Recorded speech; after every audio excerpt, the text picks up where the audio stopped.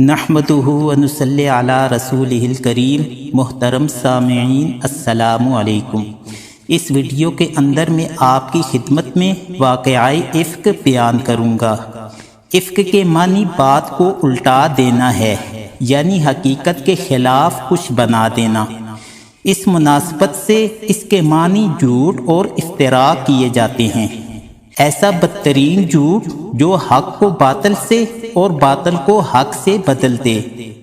اس واقعہ میں رئیس المنافقین عبداللہ بن ابی نے صدیقہ کائنات حضرت عائشہ رضی اللہ عنہا پر جھوٹی تہمت لگائی تھی۔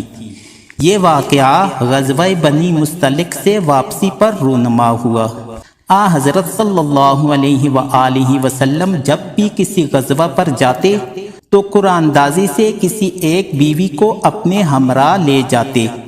غزوہ بنی مستلق میں قرہ حضرت عائشہ رضی اللہ عنہا کے نام کا نکلا اور حضور صلی اللہ علیہ وآلہ وسلم ان کو اپنے ساتھ لے گئے۔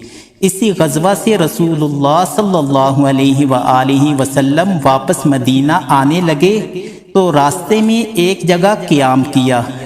حضرت عائشہ رضی اللہ عنہا ایک بند ہودج میں سوار ہو کر سفر کرتی تھیں اور چند مخصوص آدمی اس ہودج کو اونٹ پر لادنے اور اتارنے کے لیے مقرر تھے۔ لشکر کی روانگی سے پہلے حضرت عائشہ رضی اللہ عنہا رفع حاجت کے لیے باہر تشریف لے گئیں۔ جب واپس ہوئیں تو دیکھا کہ ان کے گلے کا ہار ٹوٹ کر کہیں گر گیا ہے۔ وہ دوبارہ اس کی تلاش میں لشکر سے باہر چلی گئیں اور اس دفعہ واپسی میں کچھ دیر لگ گئی اور اس دوران لشکر روانہ ہو گیا۔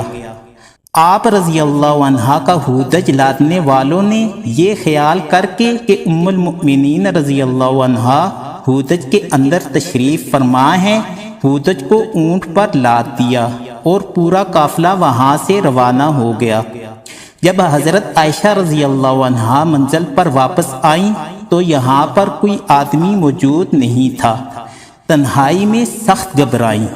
اندھیری رات میں چلنا بھی خطرناک تھا۔ یہ سوچ کر لیٹ گئیں کہ جب اگلی منزل پر لوگ مجھے نہ پائیں گے تو ضرور میری تلاش میں یہاں آئیں گے، اور وہ لیٹی لیٹی سو گئیں۔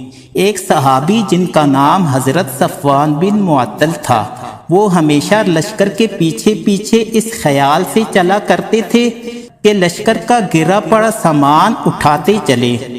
وہ جب اس منزل پر پہنچے تو حضرت عائشہ رضی اللہ عنہا کو دیکھا، کیونکہ وہ پردہ کی آیت نازل ہونے سے پہلے ام المؤمنین رضی اللہ عنہا کو دیکھ چکے تھے، اس لیے دیکھتے ہی پہچان لیا اور زبان سے یہ الفاظ پڑھے، انا للہ و انا الیہ راجعون۔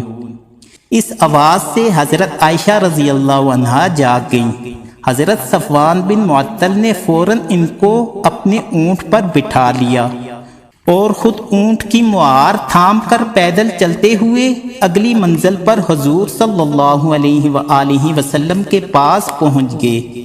منافقوں کے سردار عبداللہ بن ابی نے اس واقعہ کو حضرت عائشہ رضی اللہ عنہا پر تہمت لگانے کا ذریعہ بنا لیا اور خوب اس تہمت کا چرچا کیا، یہاں تک کہ مدینہ میں اس منافق نے اس شرمناک تہمت کو اس قدر اچھالا اور اتنا شور و غل کیا کہ مدینہ میں ہر طرف اس افتراء اور تہمت کا چرچا ہونے لگا۔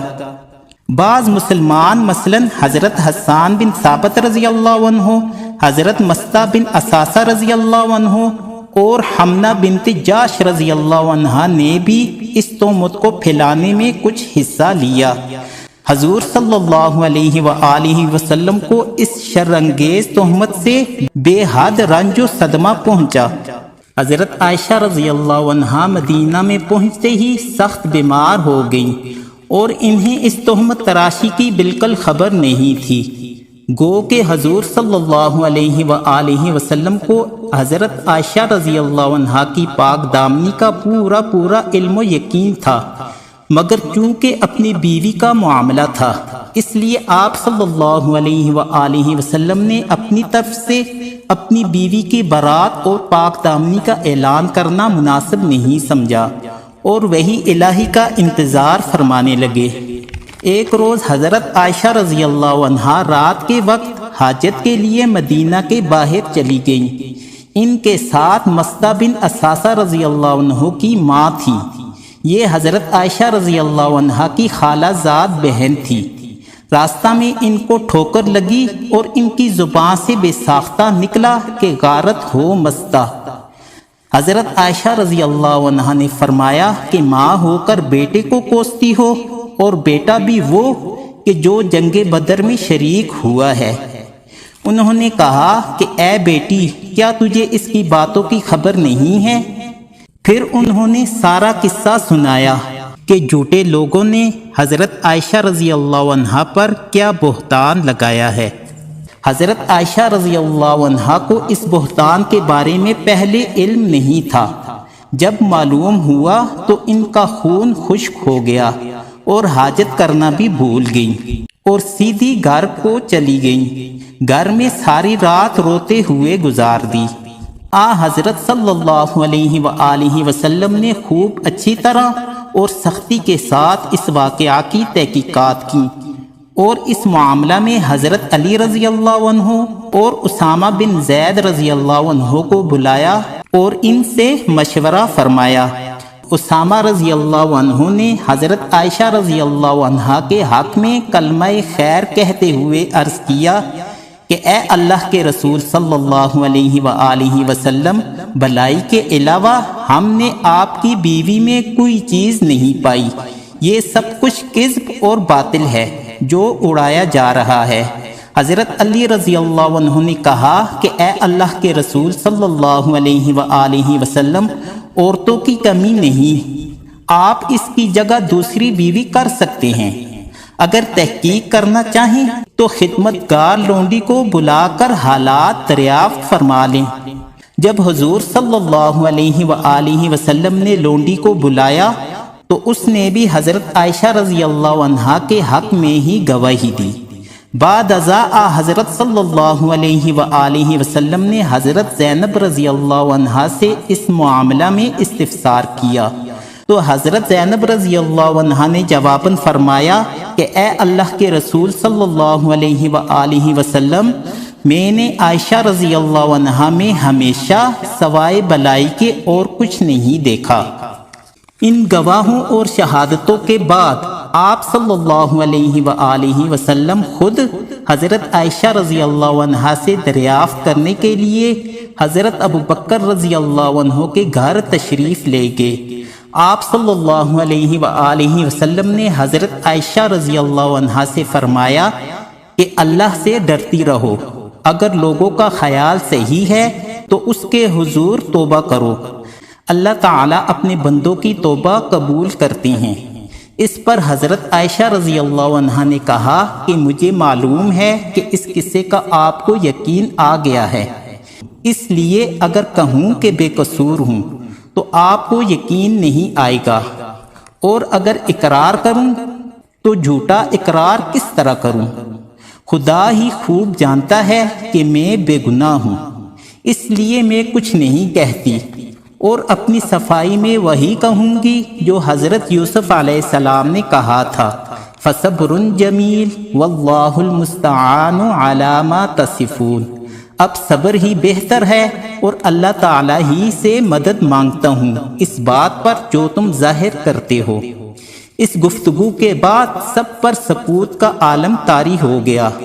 اتنے ہی میں آپ صلی اللہ علیہ وآلہ وسلم کے چہرہ مبارک پر نزول وحی کے آثار ظاہر ہوئے۔